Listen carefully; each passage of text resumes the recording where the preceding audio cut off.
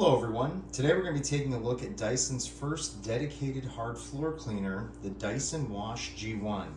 They've made attachments for stick vacs. They made a model called the Dyson Hard years ago, and then they had the Submarine, or the Nautic, that you could get with their V15 models. Certain models offered a mopping attachment. But this is their first dedicated just hard floor cleaner or mop. So it's a cordless hard floor cleaner, and it's very interesting. I don't think it's perfect by any means, and we're going to test it on a variety of messes. We're going to see how well it works, and I'm going to show you how to take care of it and show you its features. So right on front, you click this. This comes off, and this is how you access your clean and dirty water tanks. You push here, this is your dirty water tank. And just clicks back into place. And this is your clean water tank. The idea with this is that they're made to be really easy to wipe out and keep clean. So actually I like that a lot. They're very, very simple. It's your Dyson charging dock, incredibly basic. The cord just plugs into the back. And it does have rubber on the bottom to help keep it from scooting around, which is good. It catches, this is where it charges right here, and the battery on this is also removable. Here's your battery pack, kind of interesting. All the slides back in. But then the charger, you just set it on the dock right here. Set it into place, and now it's charging. Real easy. On the side here, there's a couple things. There's this button that pulls out the brushes. You push on that, and you can pull out the entire brush system. Look at that. It's very unique. I'm going to give them credit where credit's due. It's fascinating.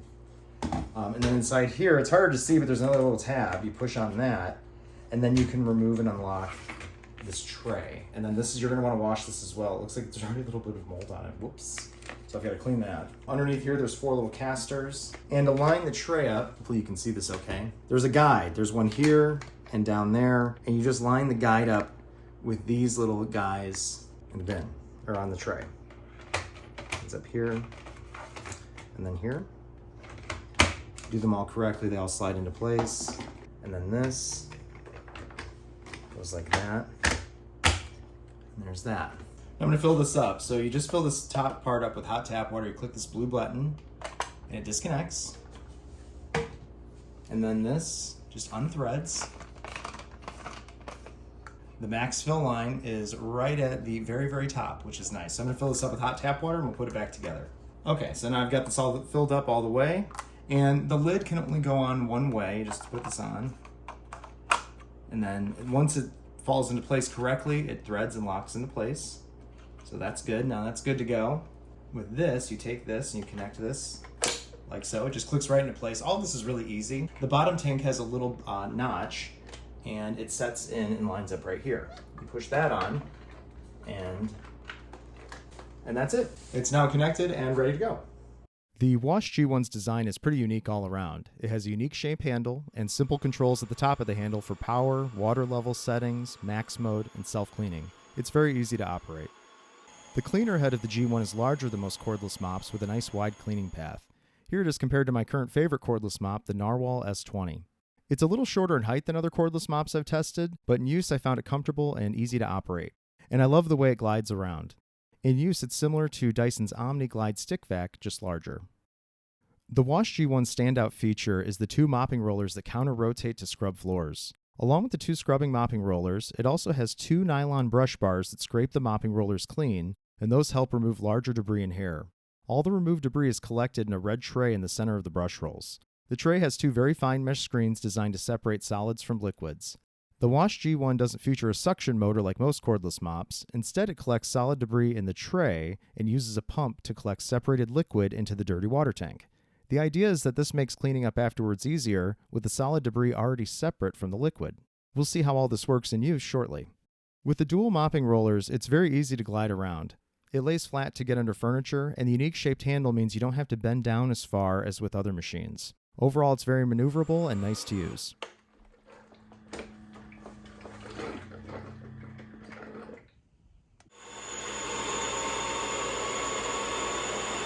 Now for some cleaning tests, and let's start with a mopping performance test. On my kitchen floor, I put down a bunch of soy sauce and let it dry and get stuck onto the floor.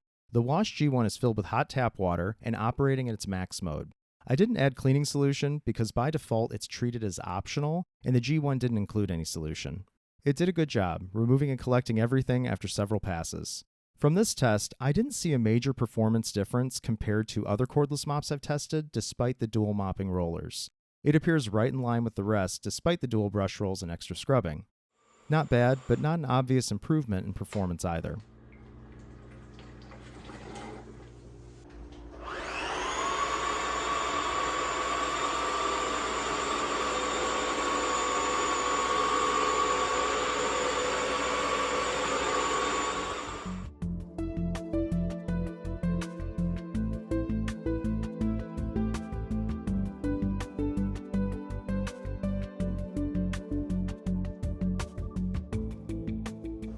What happened with this, the little screen in here can get clogged if you pick up too much solid debris. So while it's made to do this, it wasn't working out, and it was also causing some of it to fall back out. So I'm gonna go ahead and just dump this. But something to keep in mind, it can pick up dry debris as well as wet, but the capacity is really low. It can't hold a ton, and some of it can still get flicked back out. So during the test, it was flicking out oats back onto it. And that's not a ton. I mean, that's a handful, but not, I didn't overload it, I don't think. And I'm gonna go ahead and clean this off. And then I just tap this off in the trash can, and then you can rinse this off, which is what I'm gonna do now. Pretty easy to clean. I just rinsed this off. That wasn't too bad at all. Now this is ready to go. But this fine mesh screen in here, if it gets clogged with debris, liquid might overflow, and then this capacity, this little tray, it doesn't hold a ton. So you will have to clean this regularly. And this is easy enough to clean off too. You can remove this completely and rinse it. So then on those, now of course I haven't run the self-clean cycle, but let's take a look at the nozzle. And so you can see some crap built up in there. And you want to wipe this out and clean this regularly. And little brush rolls, there's a little bit stuck on there. Then, that's how this is designed. They're doing their job. But I think there was too many in there, but you can see the leftover. So understand that while, this works fine, I don't think it works exceptionally better than the other products on the market, and certainly not maintenance free. So let me clean this off and we're going to continue to test this.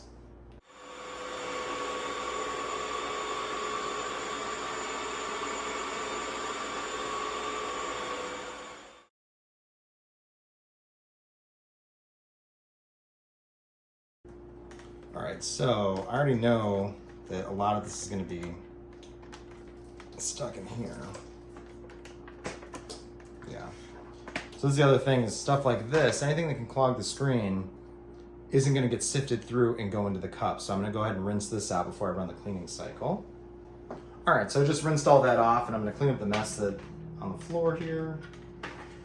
It's very easy to remove and put it back in, but let's clean up the rest of this. Now, of course, this only happened because of the way that I did this. I did it off the floor.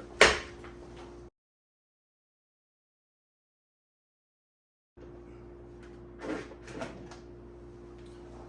go ahead and clean that off again, and then we're gonna run the cleaning cycle and see how that works. All right, now I'm gonna get ready and run the cleaning cycle on the Dyson. What I would recommend, I'm gonna first empty out the tank and we'll see how much stuff is left on the brush rolls. So you push this, and the whole thing comes off. Whoa. I accidentally hit one of the little tabs on the back, and then this separates. And then to empty this out, again, it just untwists. And one thing I do like about this is that these tanks are really simple. They're made to be really easy to wipe out and clean out. I'm gonna go ahead and dump this out. Putting this back on is also really easy. You just have to make, it only goes in one way. See how it falls into place there? And then you just twist this back on. Just like that. And for the cleaning cycle, I'm gonna have to add a little bit more water to this too, so I'm just gonna put some more fresh hot water in this. There we go. All right, and then to self-clean, you just tap the wash button. And it tells you first what it wants you to do. First it wants you to empty out the tray, which I already did. It also wants you to empty out the water tank first, the dirty water tank, fill up the clean water tank, then hit it again. And I did all of that already, so.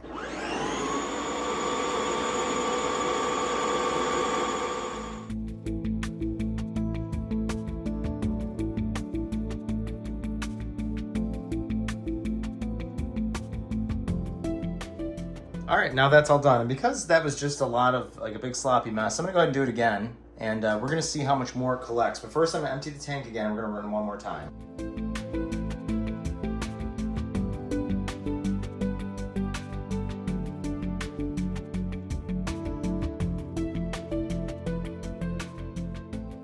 I just had to do 2 cleaning cycles. Then let's take a look at the state of this and see how this held up. I'm hoping this isn't too bad. I should have probably emptied the tray the second time I washed it, but we're gonna take a look. So first I'm gonna pull out the tray, you just push on this tab, that comes out. So it was still, there's still some in there, so then there's still some in there, so you want to rinse that off afterwards. Let's pull out the brush rolls, see how those look. One nice thing, it's all meant to be done from the dock. Okay, those look good. But at this point too, what I would still do is you're gonna wanna regularly clean these off. I can smell that they still have some sriracha mayo embedded in them. You wanna clean them off and then rinse this off. You can see how there's still some sriracha mayo on this brush roll here. So not 100% clean, but none of them really do it 100%. But one of the most critical things, let's take a look at the base. Then you're gonna wipe that off as well. There's still some on there. And then let's take a look at the bottom of the machine. And then looking at the bottom of this where the motors are, there's still some crud, residue from the tray. The actual brush roll chambers aren't too bad, which is good, but you will want to wipe these out regularly too. So my problem with this is surprisingly high maintenance for what it is. It's easy enough to wipe out, but there's a lot of areas where stuff can get caught and trapped. But then at this point too, you're still gonna wanna regularly clean these off. But then the other thing is the Dyson doesn't have any real drying cycle. If I just left it and just, even if I wash the tray and then put it back in and let these air dry on the base, these aren't 100% clean, so they're gonna get funky because the Dyson doesn't dry the brush rolls afterwards. Most mops do, and a lot of them do at a fraction of the price. It kind of needs that. That would make a big difference because as a result, after you're done using all of this, you have a fair amount of work to do. And then I would rinse this off and let this dry as well. But the main thing is I would pull the brush rolls, maybe rinse them again after really bad jobs like what I just did. Let them air dry on their own before you put them back in. So one nice thing about this is all this comes apart because this is a pretty big mechanism just wash in one piece, but it all pulls apart. Now with this little cleaning tray with the separation screen here, you can push this tab and then you can remove this and you can rinse all of this off and then rinse it off and let it dry. They want you to rinse this after every use. And then the brush rolls, since there's 4 of them, they just pull off and you can clean all of these individually as well. So that comes off, everything just pulls off. Now, I was in the process of rinsing these off and there was so much water on these because I just realized you could remove all of these. So I wanted to make sure that I showed you that. So all of these are removable. I'm gonna wash these and let them air dry. You won't have to remove and wash these every single time. You can let the Dyson do that most of the time, but after really nasty jobs like all that, you wanna take these apart and clean them. And then the other thing too is with soap. You can use soap with it. What I would use, I would use a generic soap that you could use for any of these hard floor cleaners because all these are low foaming soaps and that's what Dyson recommends because it can make a big mess if you use a foaming soap, but any floor cleaner is going to be safe for it as long as it's a low foaming formula. So you can use hard floor cleaner with this and that's going to improve the results. So it is what it is. So you push those in and they're color coded. So you just line up the red, blue. And then these brush rolls, there's one end that just pops in. You do it until it firmly clicks into place. And then same with this one. A couple things to note, these brush rolls are wet right now. If you put these back in, the cores of them, the insides, need to be dry. So I dried them out, rinsed this off, and then somewhat dried it, and pop this back in. This also line up. It's way easier to do this if this thing's already, if it's not upside down, clicks in. And then if that's incorrectly, this just slides in to place, following the guide. There we go. So there you have it. Overall, sadly, I have some problems with the Wash G1. Because the G1 doesn't have a dry cycle, there's more maintenance involved in taking care of this machine compared to the competition. If you don't remove the mopping rollers after the cleaning cycle, they can build up with bacteria. If you don't remove, rinse, and dry the collection tray after the self-cleaning cycle, it can build up mold. Earlier in the video, I showed you the collection tray with little mold buildup. I had rinsed the tray off, but put it back in the machine to let it air dry, which I learned you can't do. So there's a lot of extra care involved with the G1 compared to the competition. From my test, I found it scrubbed floors similar to the competition, but not better. However, for solid debris, it could only handle very little compared to most others on the market. The collection tray can quickly overflow with spills or collected dirt. The fine mesh separator screen in the tray has issues as well, as it can easily plug with crumbs, causing the tray to overflow back onto the floor. So while it can pick up wet and dry debris, because of the limitations of the design, I would only use the Wash G1 for scrubbing off daily trodden dirt, dried on spots, and maintaining clean floors. For spill pickup, you really can't go overboard without it requiring considerable user maintenance. Most others can vacuum and mop floors at the same time and gobble up tons of wet and dry debris at once. This one technically can, but it will clog very quickly. After messy jobs or cleaning up spills, of course, make sure to hand wash the 4 brush rolls, as those will get disgusting too if they're still holding anything that could start to smell. I also found, because it lacks a dry cycle, the mopping rollers stay matted down. My narwhal mop, for instance, dries and spins the brush roll to fluff and revitalize it, and that's not the case here. I bought this product right at launch from Dyson Direct, expecting it to be my new favorite hard floor cleaner. I had no intention to, but I sadly returned it. Returning the product was a strange nightmare in itself, but I'm hoping it's just growing pains as Dyson recently outsourced their customer care. Long story short, after waiting months for a refund, I had to issue a chargeback with my bank to get my money back, which I've never had to do before. I'm chalking this up as a fluke, and I imagine Dyson will iron out the issues in time. At least for now with Dyson products, it's good to have the safety net of a retailer in case something goes wrong or you're not happy with the product and decide to exchange or return it. Please understand this was a separate issue and has not affected my opinion of the product, but I figured I would mention it. There's better options available at half the price and far better options available in the $400 to $500 range. Narwhal, Dreamy, Roborock, and Tinco offer less expensive options that clean as well, and their best options take better care of themselves. The Narwhal remains my main cordless hard floor cleaner as it's easy to use, works well, and has a sanitary self-cleaning cycle that actually works. The Dyson needs to be able to handle picking up daily crumbs without clogging and needs a real self-cleaning and drying cycle. With the Wash G1, I'd wait for Gen 2. The cordless hard floor market has exploded in popularity the last few years, and despite looking awesome and being unique, this product feels rushed and unfinished. I always enjoy reading your comments. Please like and subscribe, and if you have any questions, feel free to ask. Thank you for watching, and have a great day.